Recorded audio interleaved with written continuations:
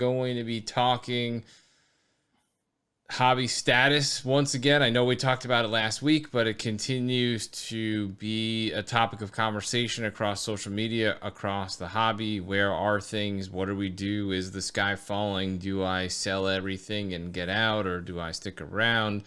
As you can see by my background, some of the attitudes of people is, the market is crashing, but we don't feel that way. Obviously the values are off from what they were 2 months ago, but at the same time, we still feel there are opportunities out there. What are you seeing, from your day-to-day buying and selling, Bunk? Yeah, I think the difference now between 6 months ago is you got to work a little harder to make a little money if that's your main goal. Yeah. If you're jumping in now and you think you're just going to pick stuff up and flip it right away, I think you're sadly mistaken in a lot of cases now. It was much easier 6 months ago just to kind of pluck something and you know resend it out, but now you got to work for it a little bit. Yeah, that seems to be the biggest overall here. Is the free lunch is over. Getting crap cards, sending them out, getting them graded, and then flipping them, or the hobby just keeps going up, up, up, and you just buy anything and then wait 2 to 4 weeks and flip it for 20%. That obviously is definitely done for at least for the time being. But it's not uncommon to see that in every marketplace that experiences the type of growth that the hobby has experienced right now. That's the same in crypto. Guys that had massive crypto portfolios, watch those get kicked right in the nuts, and cut them in half. My crypto portfolio was cut in half literally almost within the course of a week. But if you're long the overall concept of what you're in, so if you're long crypto, you're long cards, whatever it is, you got to ride this out and find other opportunities and things that you bought in at the top. You either got to decide whether or not you want to take the L or and get the capital back, or whether or not you're going to ride it out till it rebounds. Yeah, I mean, I've talked to a few people over the last week or so that, people were mentioning, it's tanking. And I was just trying to explain how I really think it's just kind of resettling to your point. It's just, we're going through a little bit of a correction here.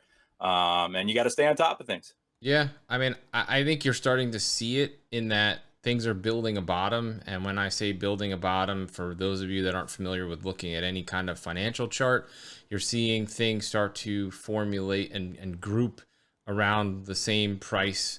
And that seems to be what is going to be a new norm for that card, or that price. And if the values hold, that should be you have some buying opportunities. The other thing that we want to talk about here once again is pop reports. Pop reports, and also base cards versus refractors, autos, numbered cards. That trend is continuing. As far as people were anticipating some kind of NBA playoff bounce, and I think one of the best examples of that is Devin Booker. His PSA 10 Prism cards are pop 1200, and he's playing well. The Suns are tied with the Lakers. You're still seeing his cards plummet. Yeah, plummet. They're still downward going movement. down. They're not going up. They're going down. And so you start looking at guys like Devin Booker, Trey, Ja, Tatum, all playing well in the playoffs, and teams winning, or at least in their series, and those cards, at least the base versions, are still going down. So you got to start looking for refractors, colored cards, autos, and I mean, some of this shit's very expensive, but you got to start looking potentially at raw. So I think that's something people have to consider. Yeah, I mean, one of the things, and I'll talk to it a little bit more when we get to the investment section. But to your point, one of the things I like to do to see on a trend is how close are your graded nines to raw values. Because Yeah. I think when the going's good, I think you see a pretty significant bump of a nine over a raw, and when the going's bad or it's starting to come down, that gap narrows. Now the 10 may still be performing, but I So, think over time, as the nine approaches the raw value, you got to look a little deeper. so explain that a little bit more. So what you're saying is, if you have a raw card and then a raw card that's graded PSA 9, if the market is not strong, you're saying that the PSA 9 value is pretty close to what the raw value is. That's correct. Not. It's only a little higher than in the past if it was 25, 50. It depends on the card. But yeah, Yeah. the closer the 9 is to the raw, I think you got to look. You got to look at, is the market still or heading downward on that card. Okay, so for right now, if a card costing $100 raw, you're anticipating a PSA 9 going to be between 100 and 120, let's say, for example, within what, 15-20% of where the raw value is.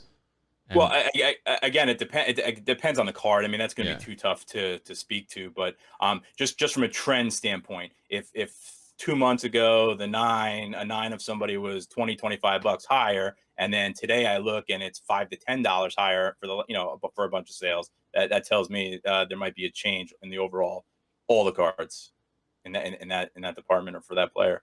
yeah, absolutely. And that's definitely an interesting thing to look at when you're looking at the values.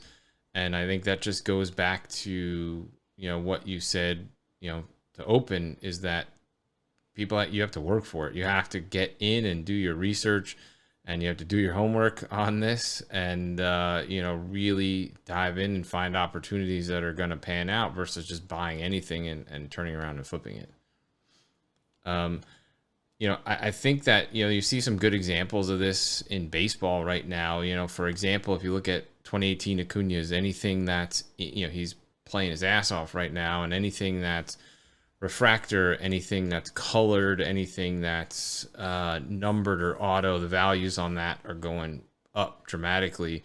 His paper base tops cards population is 18,000 and change On his update card, yeah, right? on his update card, 18,000 and change on that. And those cards are going down. People don't want those. I mean, not that they don't want them, but they don't have a whole lot of hope in future value for that. Well, yeah, and especially with all the talk, I mean, if things are actually trending downward, or you're afraid of things trending downward, what do you want? The more the higher pop print run card, or the scarcer card?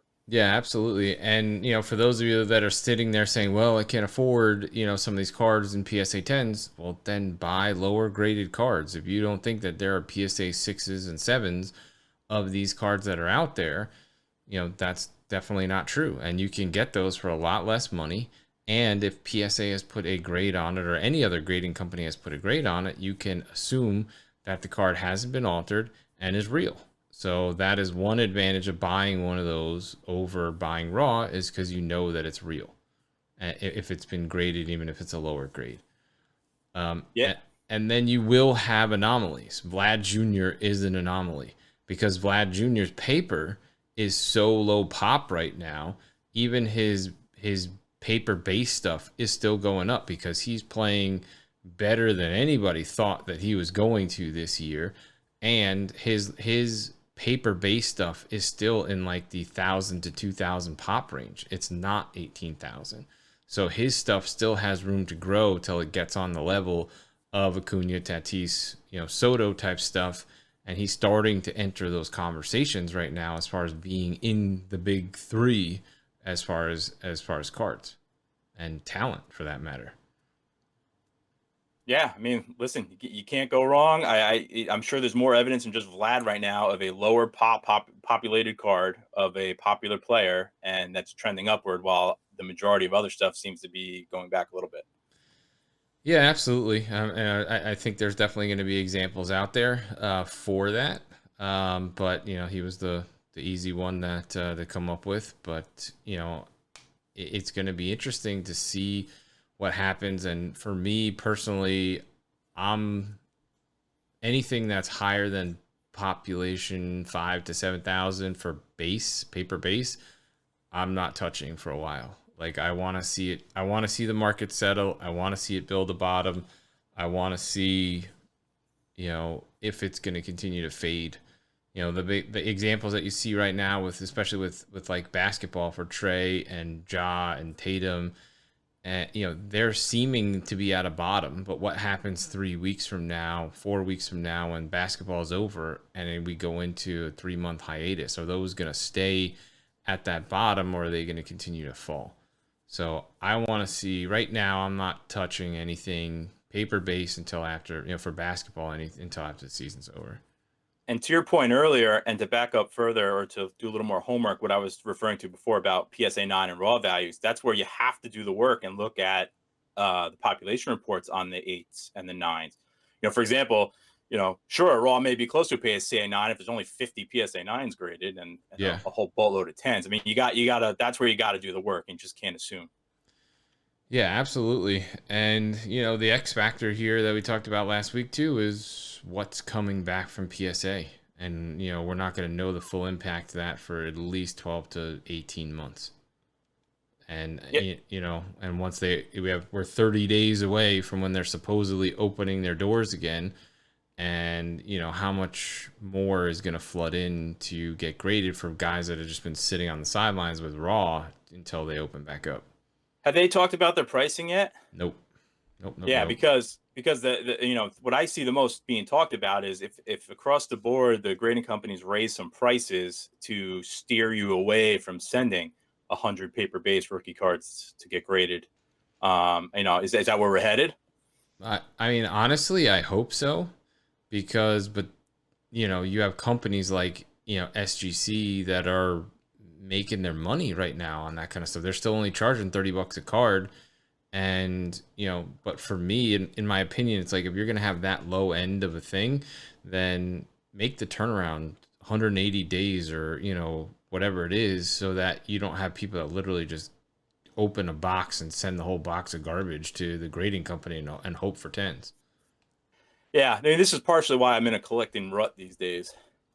Like, I honestly don't know. Like, for example, we got these paper-based cards with 10K plus PSA 10s. I almost rather just own a nicely centered, sharp-cornered raw one.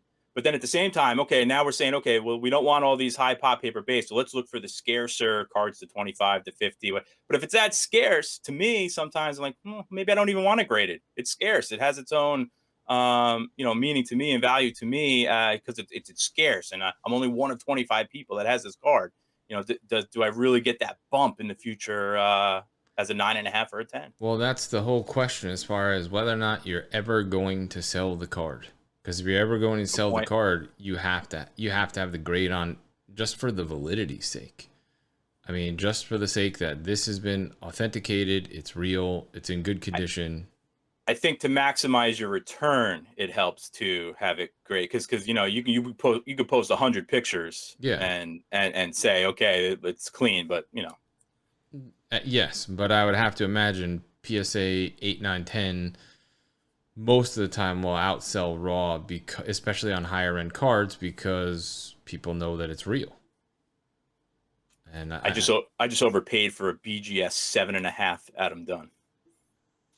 So would you pay $8 instead of $6? Yeah, something like that. Why are you like, what exists that you need to buy a BGS 7.5 Adam Dunn where the 8s, 9s, and 10s not available? Like, his shit can't be that expensive. No, it's not. It was $10. I just wanted the card. It was impulse.